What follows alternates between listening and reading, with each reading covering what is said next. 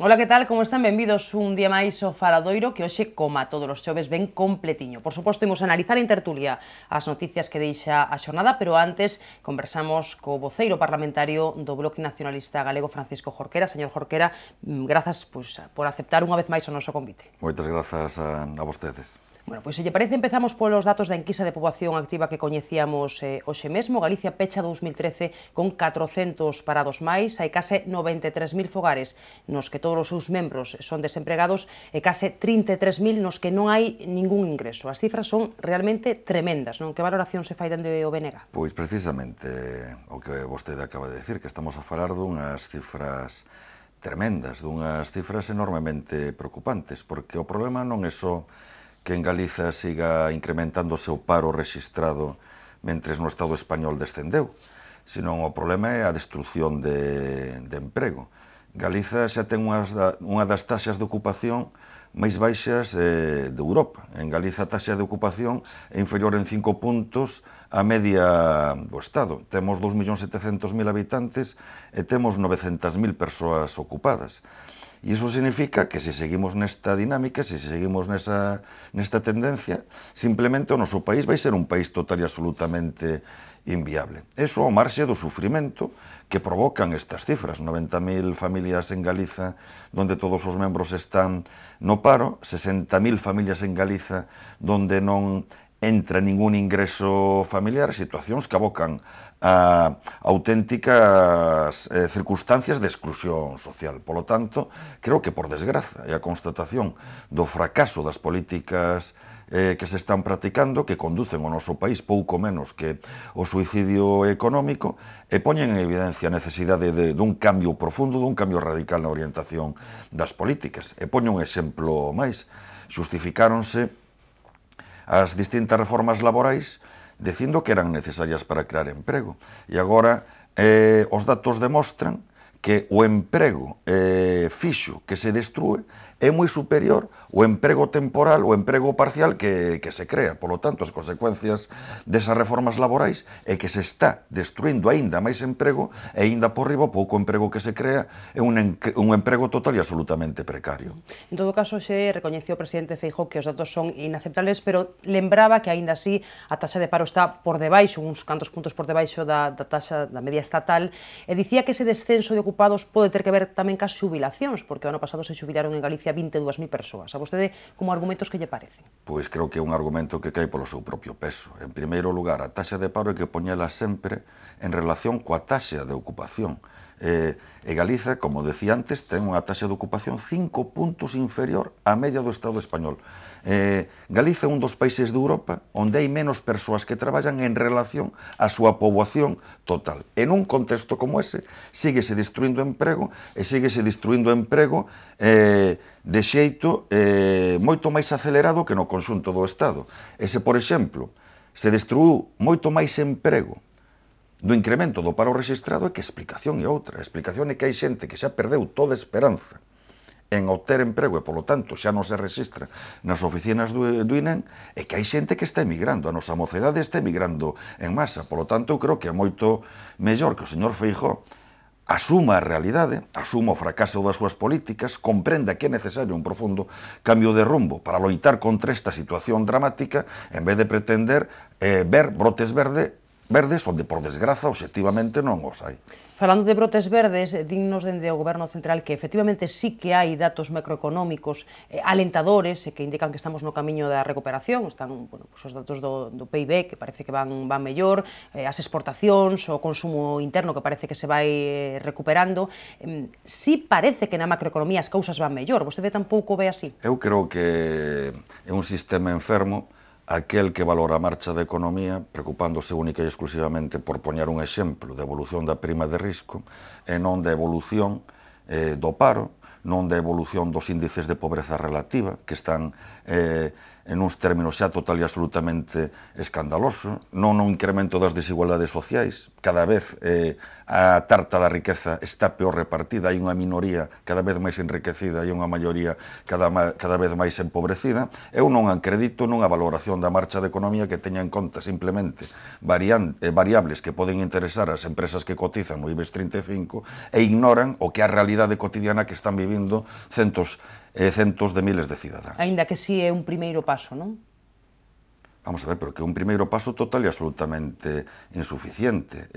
Todos os economistas coinciden que na economía galega, na economía do Estado español, para que se cree emprego en termos netos, é necesario un índice de crecemento do Produto Interior Bruto anual superior ao 2 ou ao 3%. E nos están vendendo como un grande éxito que se acabase a recesión e que haxe un incremento do Produto Interior Bruto dunha décima ou de dúas. A este ritmo, pois se resolverá o que é o principal problema social que temos en Galiza, que temos no conxunto do Estado español, como é o problema do paro, pois no século XXII. Eu, desde logo, non me dou por satisfeito con eses datos, e creo que eses datos o que revelan é que as políticas baseadas na mal chamada austeridade, no que en rigor son políticas auténticas de austericidio, o que están provocando un derrumbe económico e ademais están quebrando por completo a cohesión da sociedade, condenando amplos sectores da sociedade a exclusión social. Por lo tanto, creo que estes datos indican que perseverar nesas políticas nos conduce, como dicía antes, a un auténtico suicidio económico. E que pensa cando Bruxelas di que o rescate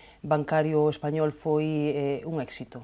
Que era algo que se apuntaba esta mesma semana, precisamente. Claro, pois eu preguntaría un éxito para quen, non? Na Galiza temos un exemplo moi claro, unha entidade que xestionaba o 40% do aforro dos galegos e das galegas, Nova Galicia Banco, inxectáronse 9.000 millóns de euros de recursos públicos, por tanto, de diñeiro de todos, para sanear esa entidade, e agora é vendida a un banco venezolano por 1.000 millóns de euros. Eso quere decir que hai 8.000 millóns de euros de todos que se perden nesa operación, e ademais ese banco venezolano deses 1.000 millóns de euros, pois agora nada máis que ten que desembolsar 400, 600, ten, se non me confundo, 5 anos de cadencia para irlos desembolsando en cómodos prazos, e se vai beneficiar de máis de 2.000 millóns de euros de créditos fiscais. É dicir, que pode rebaixar o que paga en impostos en 2.500 millóns de euros por facerse con ese banco. E podería ter sido peor. Unha ruína para a cidadanía galega.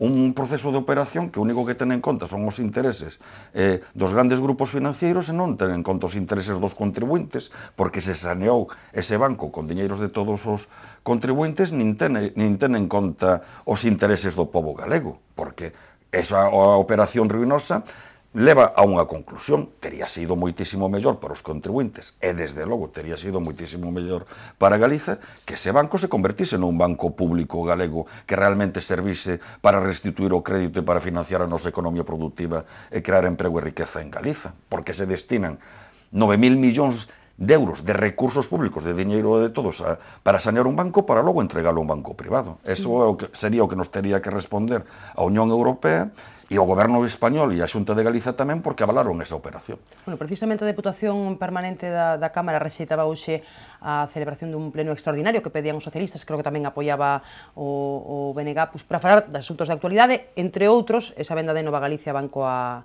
Banesco. Bueno, dignos dende o PP que son cuestións as que se querían tratar nese pleno extraordinario, xa que este mes non hai actividade na Cámara, que son cuestións que, en todo caso, son de competencia estatal e que están a ser debatidas no Congreso. Que lle parece a explicación? Pois creo que é unha explicación que cae polo seu propio peso, porque por moito que sexan de competencia estatal, imagino que para Galiza será importante debatir na máxima Cámara de representación da cidadanía galega que pasou co que era a principal entidade financiera galega, unha entidade que xestionaba e sigue xestionando o 40% dos nosos aforros e que é líder en Galiza no crédito que se concede en Galiza. Que pasou porque se aprobou ese proceso de venta e que consecuencias vai ter para Galiza ese proceso de venta. Imagino que para o Parlamento galego será importante discutir que está pasando co aforro dos galegos e das galegas. Os propios datos do Ministerio de Facenda indican, por poñer un exemplo, que nos últimos meses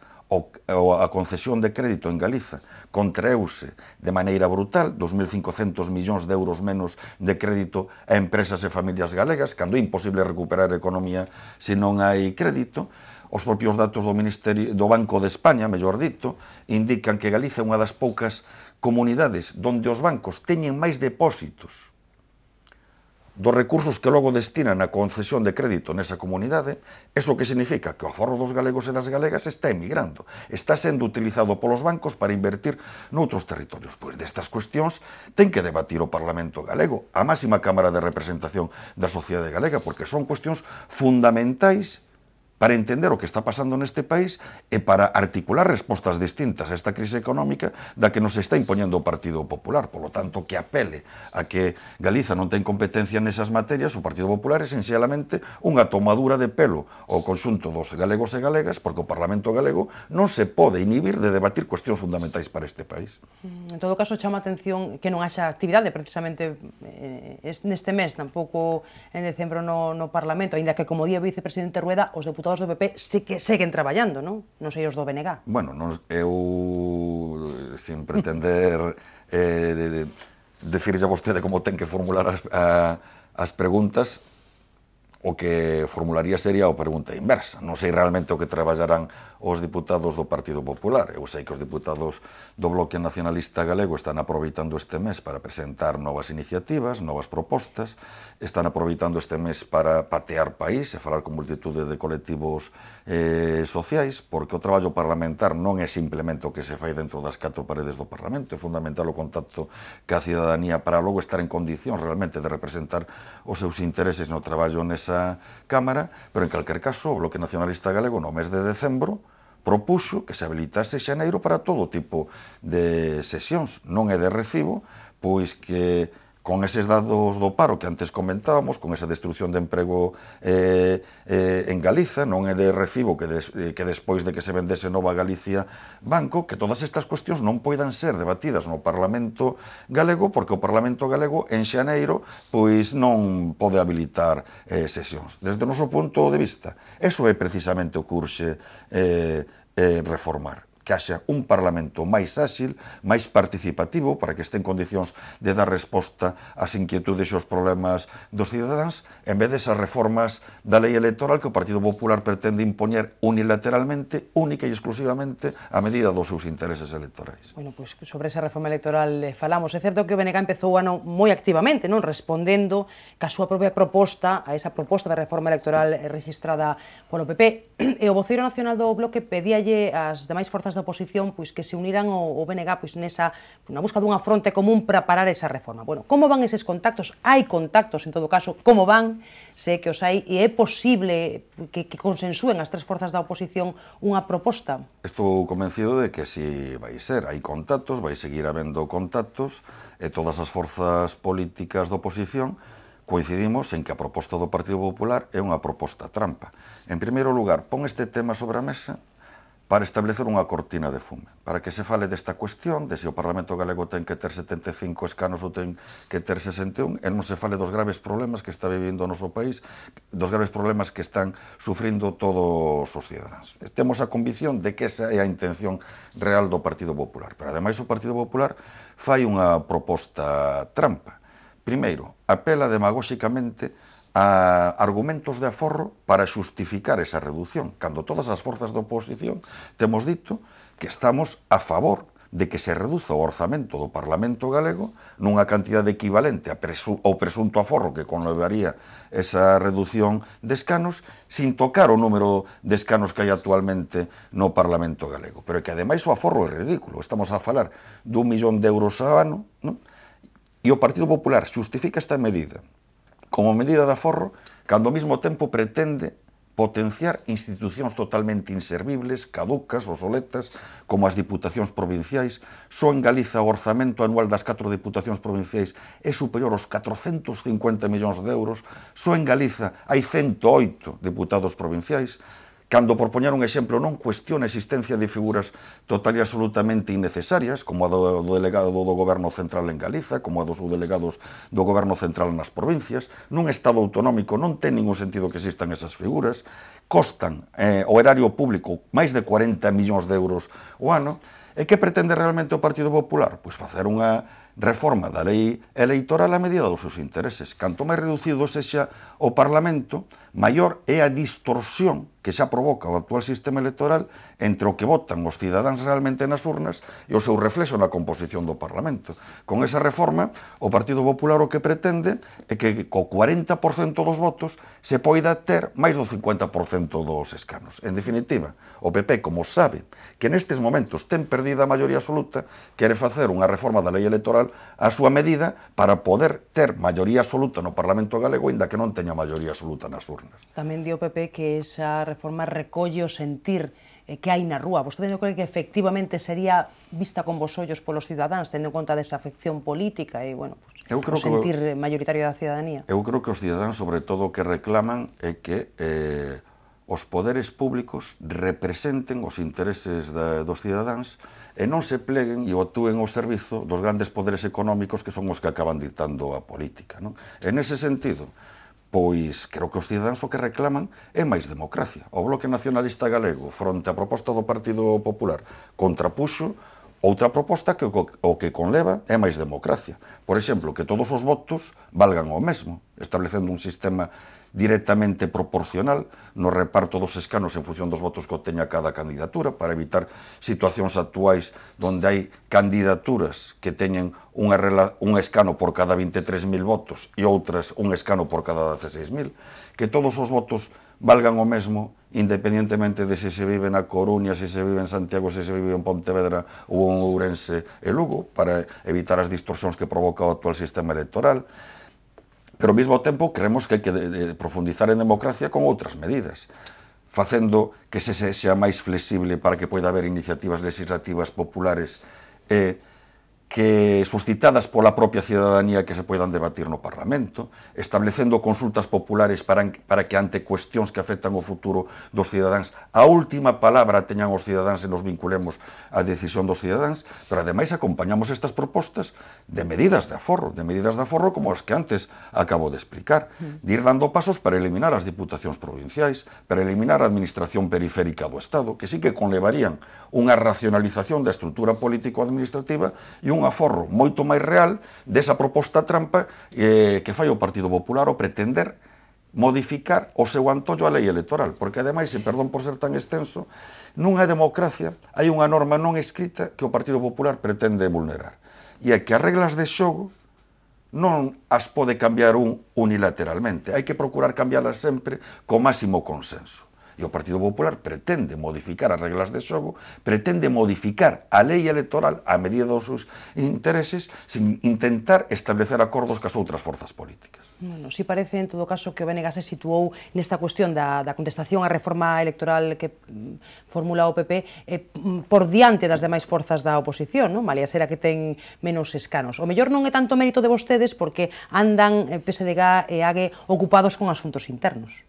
Bueno, vamos a ver, eu en primeiro lugar gosto de ser humilde e considero que o Bloque Nacionalista Galego non é unha forza perfecta. Como calquer colectivo humano, temos cuestións que rectificar e temos cuestións que mellorar.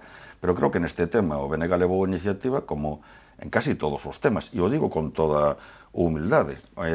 Calquera que examine o traballo parlamentar desde o inicio da legislatura poderá constatar un dato, porque un dato o que calquer persoa pode acceder, é que o número de iniciativas parlamentarias registradas por cada diputado do BNG duplica en número a do seguinte grupo con máis iniciativas parlamentarias. Ou poderá constatar que desde o inicio da legislatura prácticamente todas as proposicións de lei que se debatiron no Parlamento galego foron a iniciativa do Bloque Nacionalista Galego. Creo que sinceramente a nosa formación política está facendo no Parlamento galego un traballo de oposición moi claro, moi contundente ao Partido Popular, pero acompañada sempre de propostas, acompañada sempre de alternativas. Gosto de ser respetuoso co resto dos grupos parlamentarios, pero creo que o feito de que o BNG tomase a iniciativa a hora de contrapropoñer con unha proposta distinta a reforma electoral que defende o Partido Popular non é un feito illado, senón que forma parte do que é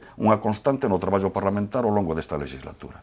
Bueno, sei que lle gusta ser respetuoso cos problemas internos de outras formacións políticas, pero vendo o que está a pasar en Anova, a formación que lidera Xosé Manuel Beiras, bueno, é inevitable pensar que esa crise pode acabar por beneficiar políticamente o BNG. Non me diga que tamén vostede non o pensa en algún momento. O BNG non fai política pensando en Anova, fai política pensando en ser útil ao país e pensando en ser útil aos cidadáns. E, polo tanto, ese respeito ou simplesmente o que manifesto é o desexo de que Anova de superado, de resoltos os seus problemas internos, e gustaríame que o debate... Que non pintan ben. E resulta, bueno, eu creo que non Concordará pintan comigo. ben, pero gosto de non inmiscuirme nos procesos internos de outras forzas políticas. O que si gostaría que o debate interno aberto en Anova se decante a favor das posicións que consideran que Anova ten que xogar sobre todo no campo do nacionalismo, porque creo que eso sería bo para Galiza, sería bo para o país. E o fío deso que apunte, falando xa das eleccións europeas de maio, hai aínda opcións de que conflúan na mesma candidatura BNG, Anova e algunha outra forza galega, por exemplo, Compromiso por Galicia? O BNG mantén abertas esas pontes. A nosa aposta é clara, consideramos que sería moi importante que houvese unha candidatura galega conformada polas forzas políticas de obediencia estritamente galega, que aseguren que no Parlamento Europeo exista unha voz propia de Galiza que defenda os nosos intereses. Pensemos en que hai multitude de asuntos que afectan o futuro de Galiza e que se deciden nas instancias europeas, o futuro do noso sector naval, o futuro do noso agro, o futuro da nosa pesca. De aí a importancia de que exista unha representación propia de Galiza nesa Cámara. Eso só se asegura a través dunha candidatura xenuinamente galega, e tendo en conta que as eleccións europeas son unhas eleccións onde a circunscripción estatal é única, creemos que esa fórmula é compatible co feito de que esa candidatura ao mesmo tempo se coaligue con candidaturas de forzas nacionalistas de outros territorios do Estado español. Ese é a proposta do BNG e a proposta na que está traballando. En ese sentido, mantemos aberta a nosa disposición a poder chegar a acordos coas outras forzas políticas galegas. Se non se chega a acordo, non será por vostedes, entón? Por suposto. En primeiro lugar, hai unha forza política que vostede fixo a alusión que ten un debate interno non exento de conflictividade, non exento de convulsión, donde unha das razóns que provocan ese debate é precisamente esta. Polo tanto, esa forza política, en primeiro lugar, o que ten que decidir é cal é a súa aposta, que fórmula de concurrencia consideran que é a mellor para as eleccións europeas. Pero o Bloque Nacionalista Galego ten plena disposición a seguir falando e facer posible ese acordo. Bueno, poderíamos seguir por aquí, pero temos pouco tempo, temos outra cuestión da que queremos falar con vostede. Mañá cúmprese medio ano da terrible traxedia ferroviaria de Angrois, e logo de coñecerse que hai 2 anos houve un aviso do xefe de maquinistas de Ourense sobre a perigosidade da curva da Grandeira, volve pedir o BNG que se cree unha comisión de investigación no Parlamento e tamén no Congreso. Hai unha subcomisión no Congreso, pero entendo que non confían vostedes no traballo que pode facer esa subcomisión a hora de avaliar se houbo responsables políticos da traxedia. Non confían logo, non? Non, porque eu fui un diputado no Congreso. Por moito de que nominalmente poida parecer unha cousa semellante, nada ten que ver unha subcomisión cunha comisión. Unha subcomisión, para empezar, os traballos desa subcomisión non son públicas, as sesións son secretas.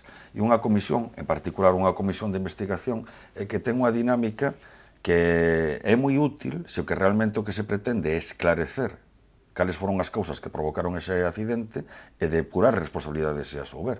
En primeiro lugar, esa comisión tería que aprobar un plan de traballo onde os distintos grupos poden plantexar solicitudes de comparecencia, por lo tanto, que comparezan ante esa comisión os responsables do Ministerio de Fomento, de Adif, de Renfe, especialistas en materia de seguridade ferroviaria, representantes de sindicatos ferroviarios. Estou poñendo exemplos.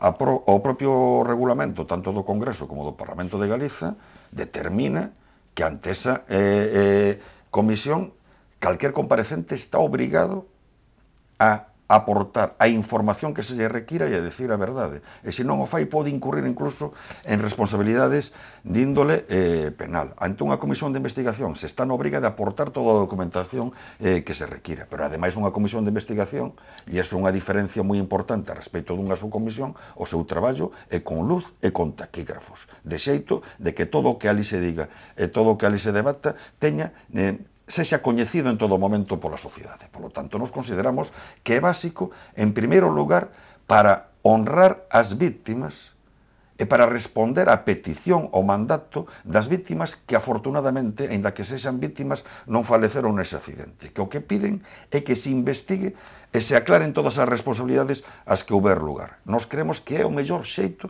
de honrar as víctimas. Está moi ben que haxa actos de lembranza ás víctimas, que haxa actos de homenaxe, pero a mellor homenaxe que se lle pode facer é poñer todos os instrumentos para que se esclareza de verdade o que realmente aconteceu, as causas de fondo que provocaron ese accidente, e todos os datos indican que non foi simplemente un despiste do maquinista.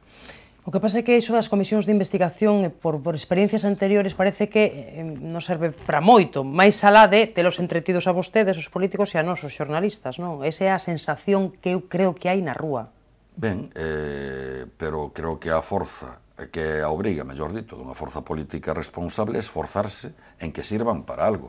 E cando menos serviría para algo moi obxectivo, independentemente de que logo as conclusións desa comisión de investigación, como teñen que ser obxecto dun debate parlamentar, se resolverían polo sistema de maiorías e minorías, pois poidan gustar ou non gustar, se poida estar de acordo ou se poida discrepar. E é que todas as comparecencias que se sustancien ante esa comisión e toda a documentación que se aporte serían de dominio público. Por lo tanto, a sociedade podería formarse unha opinión fundamentada sobre o que realmente aconteceu. Veremos que pasa con ese asunto, tamén que pasa ca Comisión de Investigación das Caixas, pola que me gustaría preguntarlle, pero a verdade é que imos xa fora de tempo, de feito roubamos uns minutos a tertulia, así que teño que despedir, pero nada, queda convidado a volver, por suposto, cando queira. Pois eu encantado de volver a este programa, sempre síntome, pois, vamos, moi grato de estar aquí. Bueno, pois moitísimas grazas, Francisco Jorquera, como sempre xa decía, un placer. Grazas a todos, facemos unha pequeniña pausa, despedimos o voceiro parlamentario do BNG e á volta incorporamos os nosos contertulios de hoxe e empezamos xa a analizar as noticias que deixa o día.